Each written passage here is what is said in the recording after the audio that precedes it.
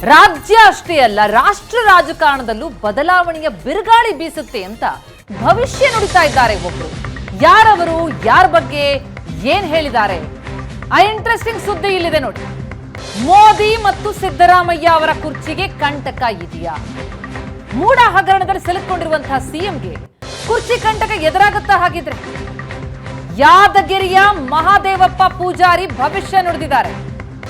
ಶಕ್ತಿ ದೇವತೆ ಗಡೆ ದುರ್ಗಾ ದೇವಿಯ ಅರ್ಚಕರು ಮಹಾದೇವಪ್ಪ ಯಾದಗಿರಿ ಜಿಲ್ಲೆ ವಡಗೇರಾ ತಾಲೂಕಿನ ಗೊನಾಲ ಗ್ರಾಮದಲ್ಲಿರುವಂತಹ ದೇಗುಲದ ಅರ್ಚಕರು. ಅವರು ಹೇಳೋ ಪ್ರಕಾರ ಟ್ರಬಲ್ ಶೂಟರ್ ಡಿಕೆ ಶಿವಕುಮಾರ್ ಹಾಗಿದ್ರೆ ಮುಂದಿನ ಸಿಎಂ ಆಗ್ತಾರ?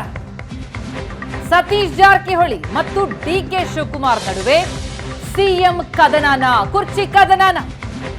ಕಾಂಗ್ರೆಸ್ ಅಧಿಕಾರಕ್ಕೆ ಬರುವಂತಹ ಭವಿಷ್ಯವನ್ನ ಇದೇ ಪೂಜಾರಿ ನೋಡ್ತಿದ್ರು. ಈಗ ಕನಸಲ್ಲಿ ದೇವಿ ಬಂದು 9 ಜನ ಸಿಎಂ ಆಕಾಂಕ್ಷಿ ಅಂತ ಹೇಳಿದಾಳೆ. ಕೊನೆಗಿಬ್ಬರಿಗೆ ಸಿಎಂ ಸ್ಥಾನ ನೀಡೋದಕ್ಕೆ ಪ್ರೇರಣೆ ಕೊಟ್ಲು. ದೇವಿ ಸಿದ್ದರಾಮಯ್ಯಗೆ ಹೂವಿನ ಹಾರ ಹಾಕಿದ್ಲು ಅಂತ ಹೇಳಿದ್ರು. 2ನೇ ಅವಧಿಗೆ ಈ ಡಿಕೆಶಿಗೆ ಸಿಎಂ ಆಗುವ ಕಾಲ ಬಂದಿದೆ ಅಂತ ಈ ಅರ್ಚಕ ನುಡಿದಿದ್ದಾರೆ. ಇದು ಈಗ ಭಾರಿ ಸಂಚಲನ ಮೂಡಿಸ್ತಾ ಇದೆ. ನಮ್ಮ ಲಿಂಗಾಯತನ ಕಡೆಗಣಿಸ್ಯಾರ ಕಾಂಗ್ರೆಸ್ನವರು. ಲಿಂಗಾಯತನ ಕಡೆಗಣಿಸ್ಯಾರ, ಹೆಂಗೆ ಮಾಡ್ಬೇಕು ಅಂತ. ಏನು ಮಾಡ್ಬೇಕು ಹೇಳಂದ? ನೀನು ಸರ್ಕಾರ ಬಿಡಿಸೋದು ಮನಸ್ಸು ಆದ, ನಿನ್ನ ಮನುಷ್ಯನಾಗ ಆದೇನಂತ ನಾನು ಕೇಳಿದೆ. ಇಲ್ಲ, ನನ್ನ ಮನುಷ್ಯನಾಗ ಇದೆ ಸರ್ಕಾರ ಬಿಡಿಸ್ಬೇಕಂತ ಅದ. ಆ ಗುರುಗಳೇ ನೀವು ಹೇಳಿದ ಮತ್ತೆ ಕರೆಕ್ಟು. ಜಾರಕಿಹೊಳಿ ಬ್ರದರ್ಸ್ಗಳಿಂತ ಸರ್ಕಾರ ಬೀಳ್ತದ ಅಂತ. ಜಾರಕಿಹೊಳಿ ಬ್ರದರ್ಸ್ಗಳಿಂತ ಸರ್ಕಾರ ಬೀಳ್ತದ. ಮೋದಿದು ಸಮ್ಮಿಶ್ರ ಸರ್ಕಾರ ಅಂತ ಹೇಳಿ. ಮೋದಿ ಸಮ್ಮಿಶ್ರ ಸರ್ಕಾರ ಹೌದು, ಸಮ್ಮಿಶ್ರ ಸರ್ಕಾರ ಅದು ಏನಾರು ಅಂತ ಬೀಳ್ತಾವ. ಯಾವಾಗ ಬೀಳ್ತದೆ ಒಟ್ಟೆ ಹಂಗದನ್ನ ನನ್ ಬೀಳ್ಸೋದು ಅದು ಬೀಳಿಸ್ತೇವೆ. 5 ವರ್ಷನಾಗ ಬೀಳ್ತದ. ಸರ್ಕಾರ ನಡೆಯಂಗಿಲ್ಲ. ಸಿದ್ದರಾಮಯ್ಯ ಸರ್ಕಾರ, ಮೋದಿ ಸರ್ಕಾರ ಯಾರು ಬೀಳ್ತಾವ? ಬೀಳಲೇಬೇಕು. ಈ ಅರ್ಚಕರ ಭವಿಷ್ಯವಾಣಿ ಯಾಕೆ ಇಷ್ಟೊಂದು ಇಂಪಾರ್ಟೆಂಟ್ ತೆಗೆದುಕೊಳ್ತಾ ಇದೆ ಅಂದ್ರೆ, ಡಿಸಿಎಂ ಡಿಕೆ ಶಿವಕುಮಾರ್ ಅವರಿದ್ದಾರಲ್ಲ, ಈ ಗಡೆ ದುರ್ಗಾದೇವಿಯ ಪರಮ ಭಕ್ತರು.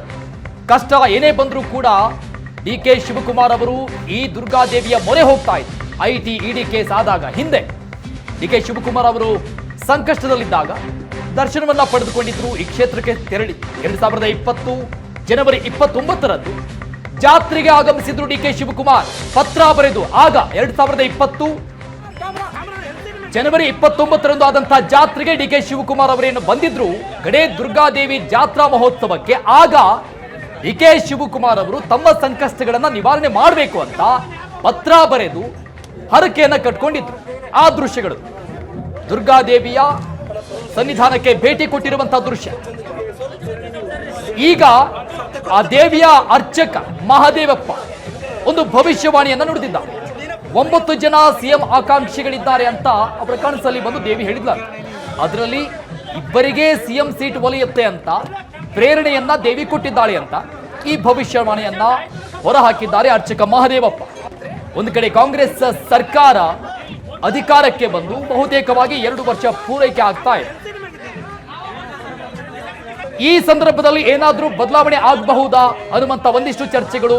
ಮತ್ತೊಂದು ಕಡೆ ಸಿಎಂ ಸಿದ್ದರಾಮಯ್ಯನವರು ಮೂಡ ಹಗರಣದಲ್ಲಿ ಸಿಲುಕಿಕೊಂಡಿರುವಂತಹ ವಿಚಾರ, ಅವರ ಕುರ್ಚಿಗಿರುವಂತಹ ಕಂಟಕ. ಮತ್ತೊಂದು ಕಡೆ ಮಹಾದೇವಪ್ಪ, ಅರ್ಚಕ ಮಹಾದೇವಪ್ಪನವರ ಈ ಭವಿಷ್ಯವಾಣಿ ಏನಾದ್ರೂ ದೊಡ್ಡ ಬದಲಾವಣೆಯ ಸೂಚನೆನ ಇದು ಬಹುತೇಕ ಬಹಳಷ್ಟು ಚರ್ಚೆಗಳಿಗೆ ಕಾರಣ ಆಗ್ತಾ ಇದೆ. ಜಾರಕಿಹೊಳಿ ಬ್ರದರ್ಸ್ ಇಂದ ಸರ್ಕಾರ ಅಂದ್ರೆ ಕುರ್ಚಿ ಬೀಳುತ್ತೆ ಅನ್ನುವಂತ ಭವಿಷ್ಯವಾಣಿಯನ್ನು ನುಡಿದಿದ್ದಾರೆ. ಮುಂದಿನ ಸಿಎಂ ಡಿಕೆ ಶಿವಕುಮಾರ್ ಆಗ್ತಾರೆ ಅಂತ ಭವಿಷ್ಯವಾಣಿ.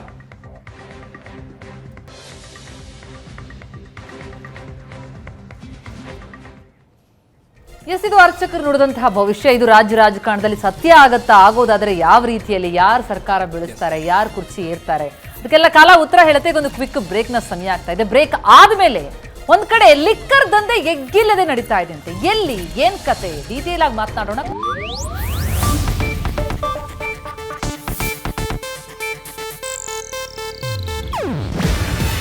ಇದು ಏಷ್ಯಾನೆಟ್ ನ್ಯೂಸ್ ನೆಟ್ವರ್ಕ್ ಪ್ರಸ್ತುತಿ. ನೀವು ನೋಡ್ತಿದ್ದೀರಾ ಏಷ್ಯಾನೆಟ್ ಸುವರ್ಣ ನ್ಯೂಸ್.